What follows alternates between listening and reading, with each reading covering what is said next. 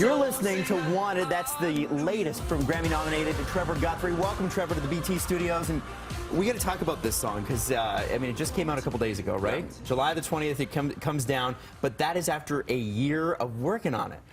I mean, I wouldn't say I worked on it for a year. I mean, I just started last summer, and recorded with the gospel choir in Toronto here about this time last year. But it's such a personal song to me. I needed to get it right, and you know, sometimes your headspace is in the moment, and sometimes it takes time to get back to that. And yeah, I mean, when I release a song, I want it to impact, especially with the message in this song in particular. Let's talk about the message a little bit here, because you know, most people walk through and they'll talk about a situation where the song was inspired from. This is a specific person, and this was a specific time in your life that this song comes from.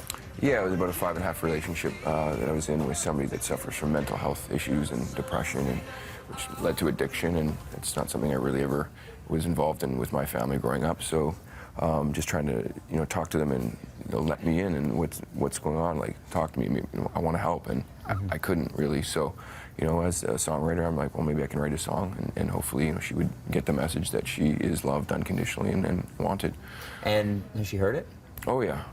No, she loves the song, but it's mental health issues. It's a tough one. I mean, try to ask what's wrong. Like, just talk to me, and you wouldn't understand. It's okay. Like, I can't help, and it's tough to get somebody to really deal with that. So absolutely.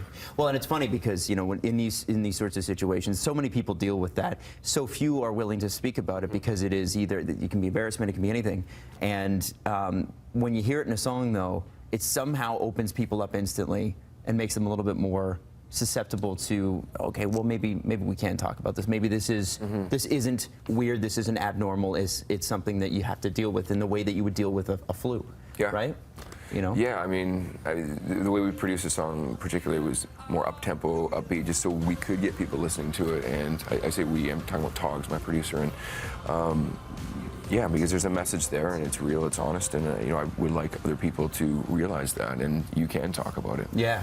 Well, and with something that's always been really, really interesting about you, and I think when you were in Soul Decision and this sort of thing, there was a bit of a thing that you guys were a boy band and you didn't write your own songs because nobody did back then. I wrote the songs. You guys talking about? Yeah. Faded. It's a true story. I mean, it's.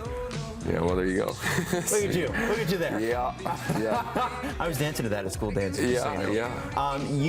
But that was the thing, is you guys were always about writing those songs. Yeah. And always about, so you were part of that movement, and then you go away. You didn't really go away. It was, you said in an interview that I read, you're like, everybody else went away. I'm still Pretty here. much, yeah. No, I was always trying, but it was tough because, yeah, there was a stigma about us. It's like, yeah, you're a boy band, you don't really write, you don't play instruments. Well, yeah, we did. We do. And, yeah, but they were produced in a more of a pop light, and the personality of the songs was there. It was honest. It was from me, and it's the way we went with it back in the day. Well, and the business changed when you came back. I mean, you now don't put out albums. You put out a great song every 6-7 months, right? Which is kind of a cool thing to do. Yeah, I mean, that's kind of what drives the industry, right? I mean, as soon as you stop writing songs, you stop having a career. So right.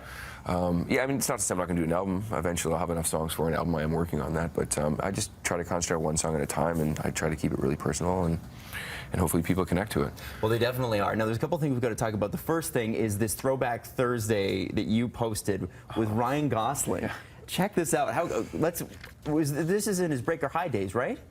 This might have been after. I think this was in LA, just in his play. Yeah, his dog George, his puppy. I think that dog's still alive, actually. Oh my God. Yeah, we used to write songs together, just hanging out and stuff. So that probably was towards the second album of Soul Decision. But do you still keep in touch? Yeah, I messaged him after he was on Saturday Night Live, just congratulate him, because I know that was probably hard for him to do. He never wanted to do stuff like that. So that's awesome. Yeah. That's so cool. And lastly, I mean, you've got. What you can't see right now is Trevor's finger. Looks good. You were showing me before the break. It looks good, but it wasn't good, and you can't really move it, no, right?